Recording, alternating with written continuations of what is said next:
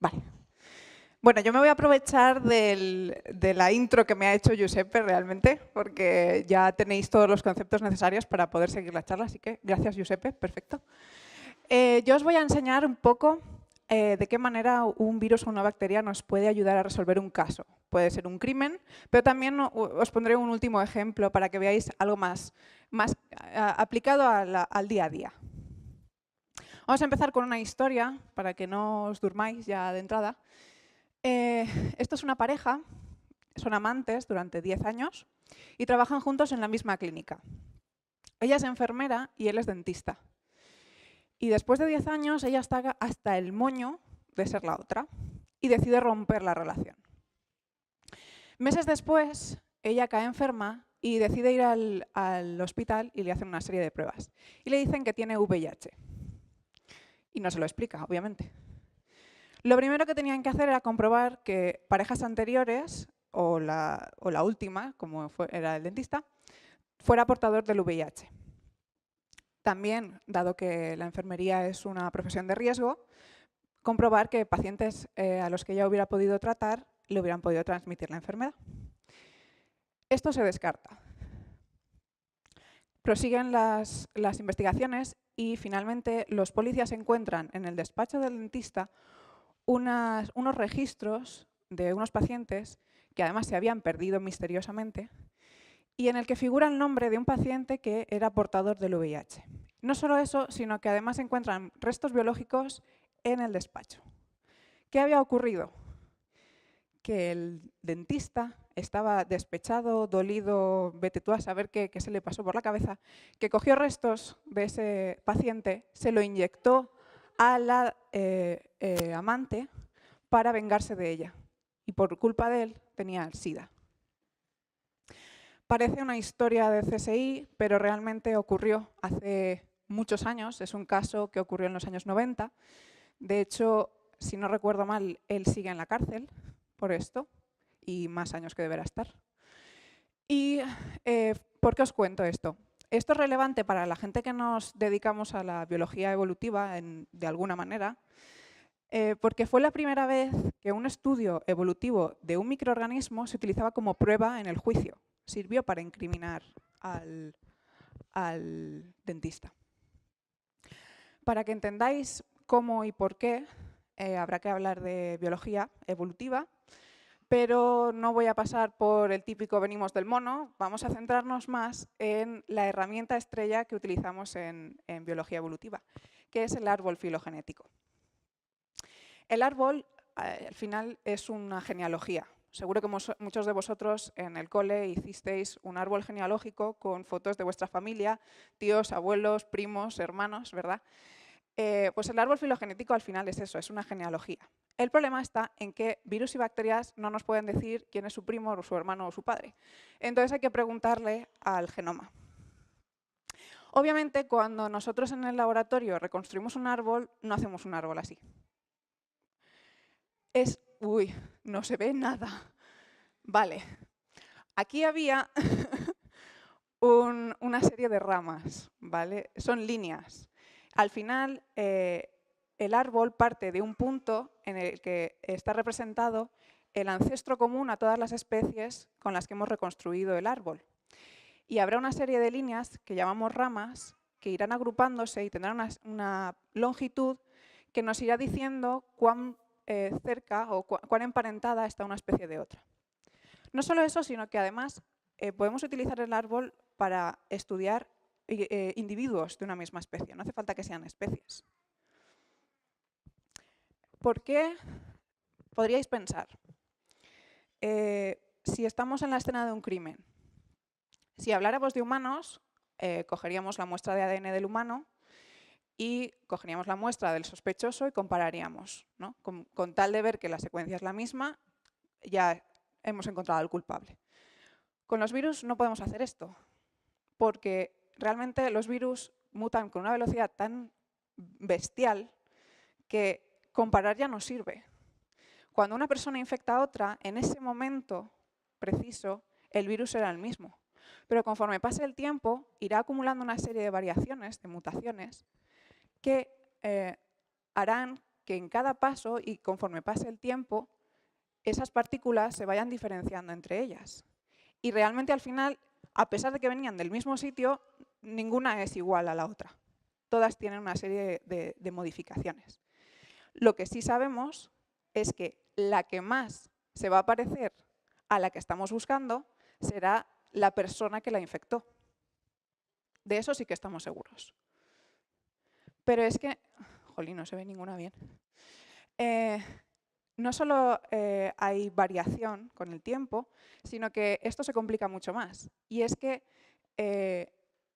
los investigadores han encontrado que dentro de nuestro organismo, cuando hay una infección de este tipo, que además es a largo plazo, se producen mutaciones en las partículas virales y como se hace de manera independiente, podemos encontrar poblaciones de virus dentro de nuestro organismo, siendo la misma especie.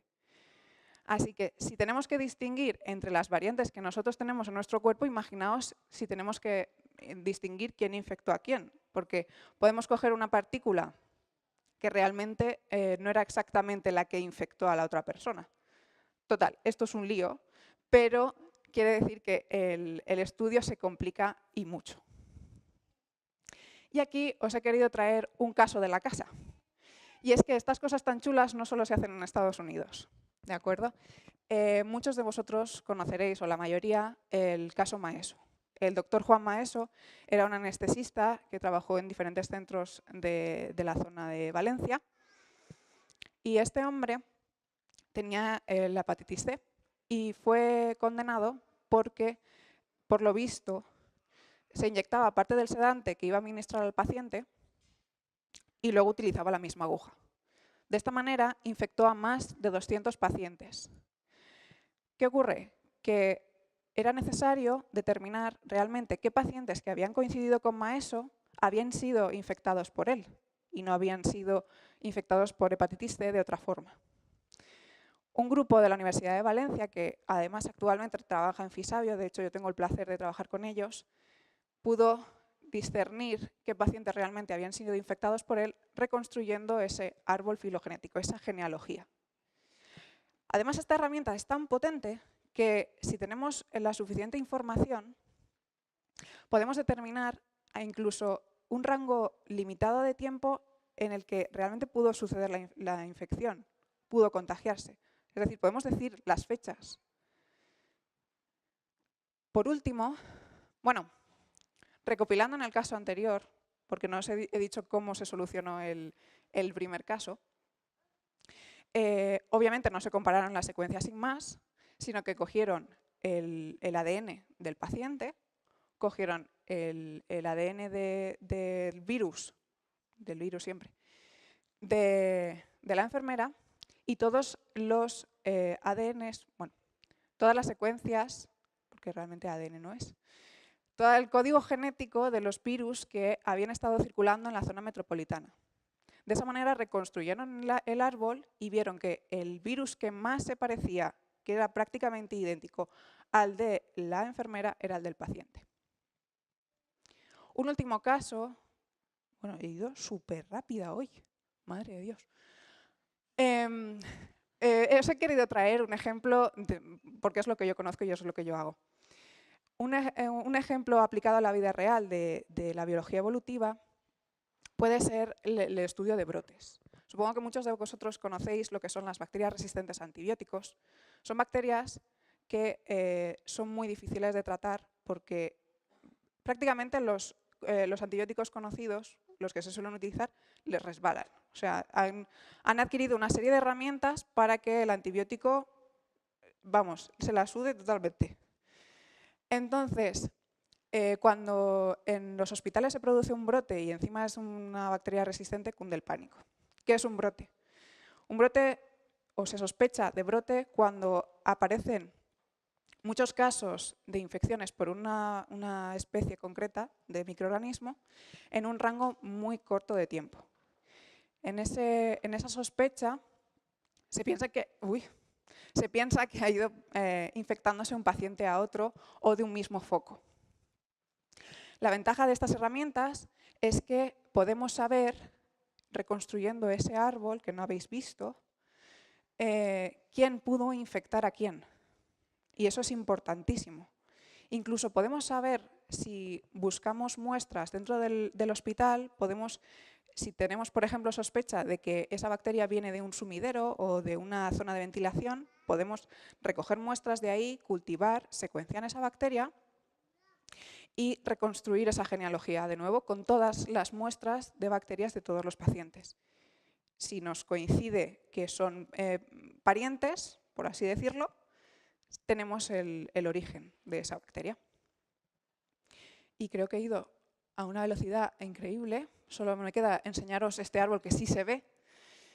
Como veis, son líneas, sin más, pero para los que trabajamos en ello nos da una información increíble.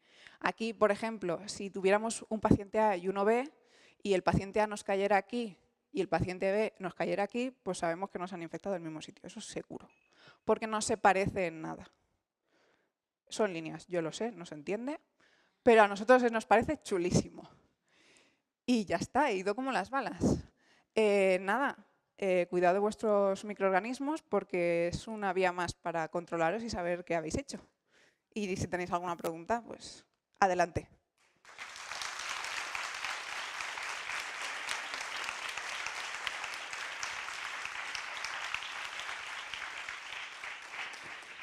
¿Preguntas? ¿Algún caso conocido similar? Bien, mejor. Sí. Venga, ¿alguna pregunta? ¿Quién se anima? Sí, toma. Espera, toma, para que te digan todos. Hola. Cuando hay un catarro, Sí. en vista de lo que has expuesto, pienso que es mucho mejor esperar a que curse 2 o 3 días sin antibiótico a fin de no crear resistencias. Exactamente. ¿Es así o no es así? Exactamente. Vale. Sí, porque contra los virus los antibióticos no sirven. O sea, solo se utilizan para bacterias. Incluso en otro tipo de infecciones sería conveniente esperar a ver si el Lo mejor- organismo crea defensas naturales. No. O sea, lo primero que yo recomiendo a cualquiera es que vaya al médico. Sí, Sin más. partiendo de esa base. Sí, pero- sí, por supuesto. No, el médico, en cuanto vas a la consulta, el médico te dirá, es virus, es bacteria, tienes que hacer esto o lo otro. No es cuestión de esperar para no generar resistencia, simplemente se receta otra cosa si vemos que la bacteria tiene una serie de resistencias que hace que el antibiótico no te vaya a hacer nada. Es que veo que hay madres que o se ponen muy nerviosas y dan enseguida Sí. antibiótico, o son muy pachorras y dejan al niño allí a ver si respira. Ya. Entonces, quería que nos dijeran más o menos la justa medida. Yo ya he criado, es para lo que venga. Ir al médico, y sin más, es que no hay otra. Os habéis enterado, ¿no? Al Sí. médico. Gracias.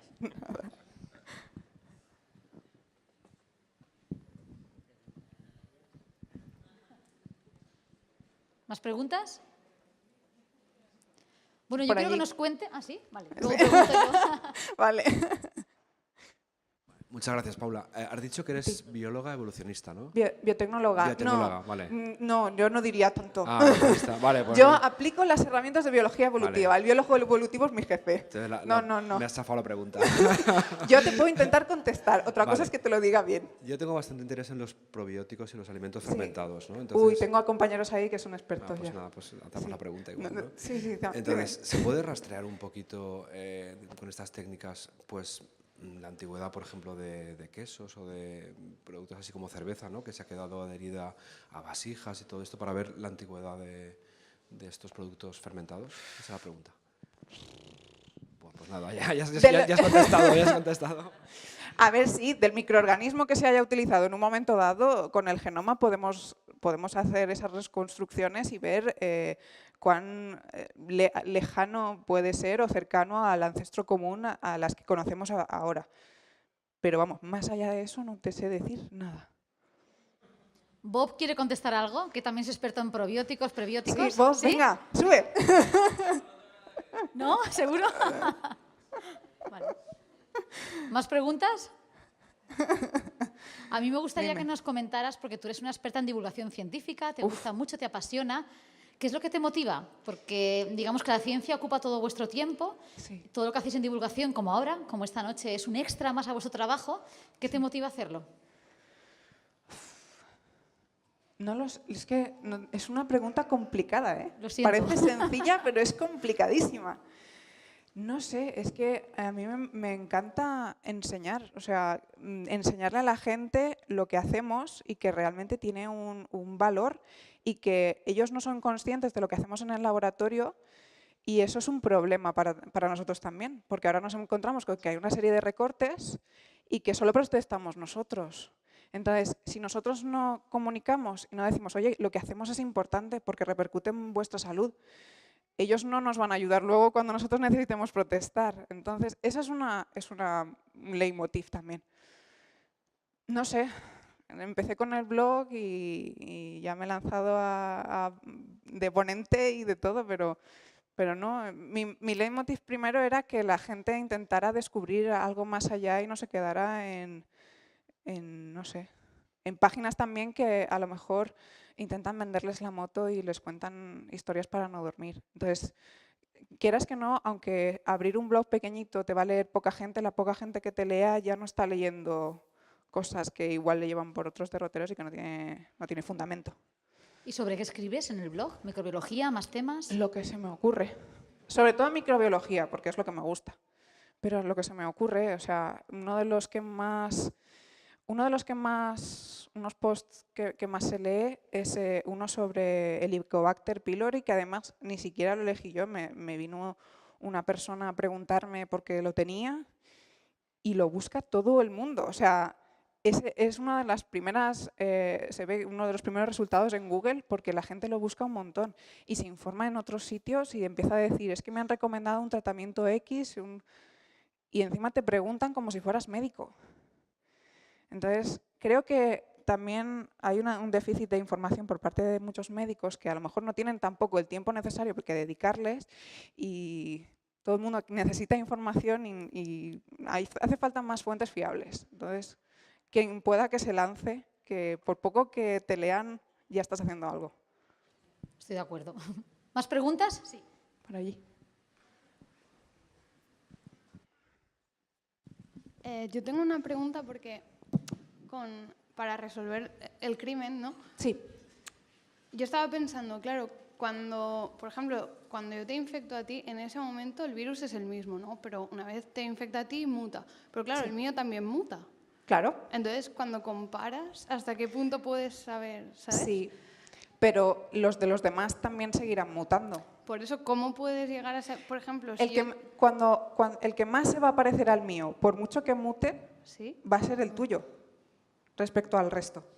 De todas maneras, es difícil también, si encontramos muchas personas que se hayan infectado del mismo sitio, muchas veces es difícil, sobre todo cuando hablamos de bacterias que mutan menos que los virus, a menor velocidad, difícil distinguir quién infectó a quién.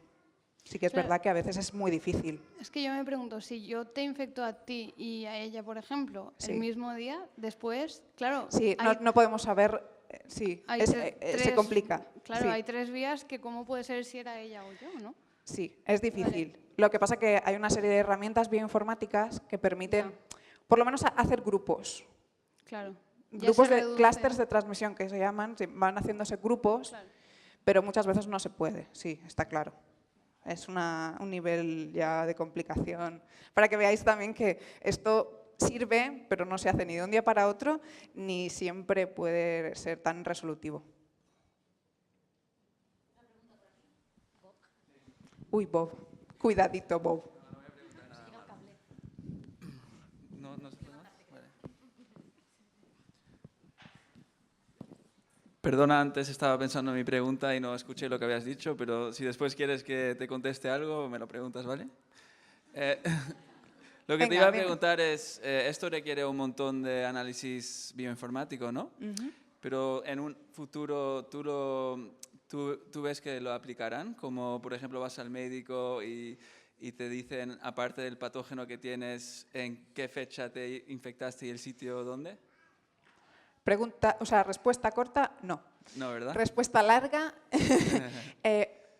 Yo parto de la base de que muchas veces, por ahorrar en tiempo y en dinero, llega gente con infecciones al médico y muchas veces ni siquiera te hacen el cultivo, que es lo más básico y lo más rápido y lo más barato. Muchas veces el médico lo primero que hace es recetarte el antibiótico que suele recetar en esos casos. Y luego, si no funciona, te hace el cultivo. Que eso es lo que nos pasa en general a las mujeres. Cuando tenemos infección de orina y no es recurrente, te dan el antibiótico que suele darse y luego ya cuando el problema es más grave ya te hace cultivos. En hombres se hace enseguida, porque como los hombres, por lo visto, es menos frecuente, pues enseguida se hace cultivo. Pero las mujeres no hace falta. Entonces, ya me pongo reivindicativa como Ana. Perdona, perdona. Pero, entonces, si partimos de la base de que muchas veces se intentan ahorrar incluso en los pasos más baratos y más rápidos, Claro. la genómica yo... Sí, que es no. muy complicado, ¿no? No, Nunca va a no. ser algo sencillo y aplicado. No, porque es mucho más caro. No es que sea muy caro, porque como tú sabes, las técnicas cada vez son más baratas, pero requiere un tiempo, un especialista, que yo no lo veo viable para el día a día. Pero podría aplicarse en los casos en los que a lo mejor la infección fuera un poco más grave en primaria, no lo sé. Ojalá, ojalá. Vale. Pero Gracias, sí. Paula. A ti.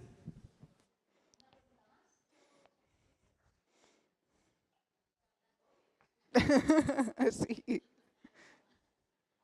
Dime. Hola, voy a aprovechar que eres biotecnóloga. Sí. Y es verdad que a los bioinformáticos pues no nos entienden como científicos. Y yo intento explicar que hay algo más de ciencia que las pipetas y que todo esto. Sí. ¿Cómo lo explicarías lo que hacemos? Uf, las preguntas sencillas son las peores, ¿eh? Yo, la verdad es que yo me considero una mezcla. O sea, yo hago bioinformática porque me ha tocado ahora en la tesis, pero quiero volver a la bata.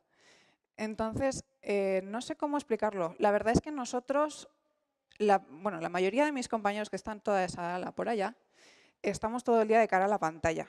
Y estamos de cara a la pantalla porque toda la información está en el genoma. Y el genoma hay que trabajárselo mucho para sacarle de ahí el jugo. Entonces, lo que nosotros hacemos es traducir toda la información que hay en el genoma en datos útiles para lo que nosotros estamos buscando. Si nosotros estamos buscando resistencias a antibióticos, pues intentamos encontrar genes concretos o cambios en ese genoma que provoquen un cambio celular que desemboque en esa resistencia por diferentes mecanismos. ¿La bioinformática qué es? Es que es muy difícil. Es complicada, incluso para los que todavía intentamos ser un poquito bioinformáticos. Giuseppe, sí, exacto. Explica qué es la bioinformática, Giuseppe. Pues a ver, ahí tenemos esta Yusia, que es mi compañera de trabajo, y lo que se pasa el día sacando los datos de las... Perdonad, doy la espalda, estoy... De las bacterias, de lo que estuvimos hablando hoy, sacamos el ADN, lo metemos en unas máquinas con unos procesos y esto se traduce en ficheros. Ficheros de texto, como si fuera el Word. Word no, pero bueno, como si fuera el Word. Word no.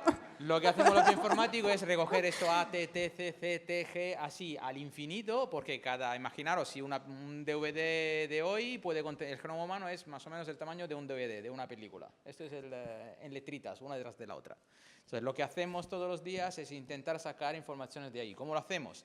En su caso, cogiendo cientos o miles de genomas de bacterias distintas o que pertenecen al mismo grupo, lo metemos uno encima del otro y estamos buscando las variaciones que hay entre todos. Y esto nos permite reconstruir el árbol de es que estoy en mala postura.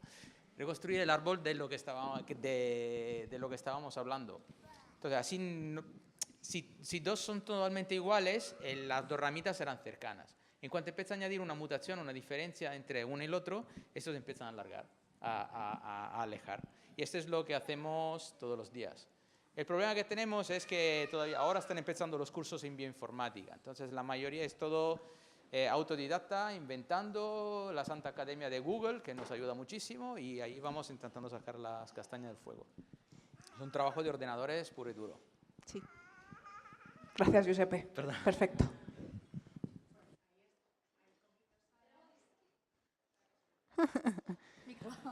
Es que yo creo que es necesario que combinéis vuestro conocimiento con los computer science, que son los que saben Claro, claro, por supuesto. las tecnologías apropiadas para cada caso. Sí, sí. No, yo me considero una mezcla intermedia. Digamos que yo soy un poco nivel usuario y luego tengo las herramientas suficientes como para decirle a un bioinformático de verdad lo que quiero hacer. Entonces, estoy ahí. No, lo que pasa es que a mí me cuesta mucho cuando tengo que defender a la gente que trabaja con datos y que Claro. también son científicos. Por supuesto. Y entonces, ¿cómo lo explicas? Esto es complicadísimo. Sí. Sobre todo para los jefes y los de arriba, los políticos. No, etcétera. sí, exacto. Y además, cada vez más, ese será el tipo de perfil de científico, porque al final los datos cada vez son en más cantidad. O sea, es inevitable. Bueno, gracias.